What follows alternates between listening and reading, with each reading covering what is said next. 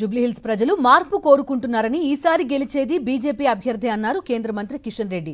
BRS రౌడీజాన్ని ప్రోత్సహిస్తోందని, court తీర్పు తర్వాతే కాళేశ్వరంపై CBI విచారణ ఉంటుందన్నారు. ఇచ్చిన హామీలు అమలు చేయని రేవంత్ రెడ్డి ఏ ముఖం పెట్టుకుని ఓట్లు అడుగుతున్నారని ప్రశ్నించారు.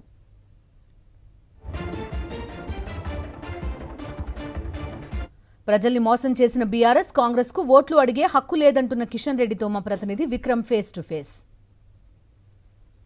జూబ్లీహిల్స్ ఎన్నికల ప్రచారం ఊపందుకుంది. కేంద్ర మంత్రి కిషన్ రెడ్డి ఎన్నికల ప్రచారంలో పాల్గొన్నారు. ఈ ప్రచారం ఏ విధంగా సాగుతుందో వారిని అడిగి తెలుసుకునే ప్రయత్నం చేద్దాం. సార్, ఎన్నికల ప్రచారం ఏ విధంగా సాగుతుంది? బీజేపీకి ఎలాంటి స్పందన వస్తుంది? ఎన్నికల్లో మంచి స్పందన ఉంది. ప్రజలు ఈ రెండు పార్టీల పట్ల విసిగి వేశారు.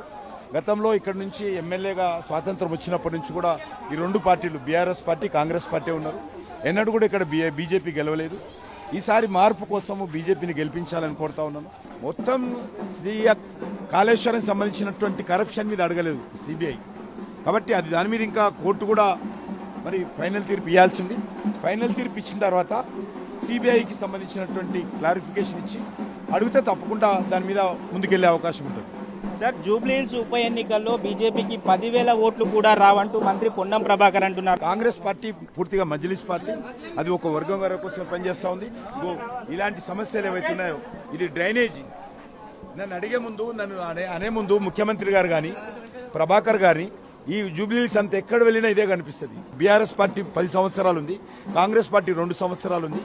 365 రోజులు జూబ్లీహిల్స్లో రోడ్ల మీద డ్రైనేజ్ ఏర్లై పడుతుంది.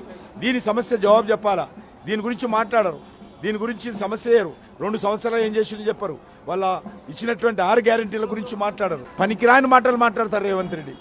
ఎలక్షన్స్ సంబంధం లేక, స్థానిక సంబంధం లేకుండా ఈరోజు మీరు 2 సంవత్సరాల క్రితం ఓట్లేసుకొని అనేక రకాల హామీలు ఇచ్చి అధికారంలో కూర్చొని ఈరోజు ఏ ఒక్కటి కూడా అమలు చేయకుండా ఏ ముఖం పెట్టుకొని ఓట్లాడుతున్నారు.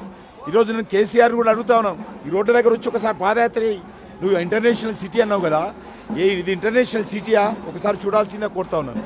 మొత్తం మీద చూసుకోవచ్చు, కాంగ్రెస్ బీఆర్ఎస్ రెండు ప్రభుత్వాలు కూడా ప్రజా సమస్యలను పట్టించుకోలేదు.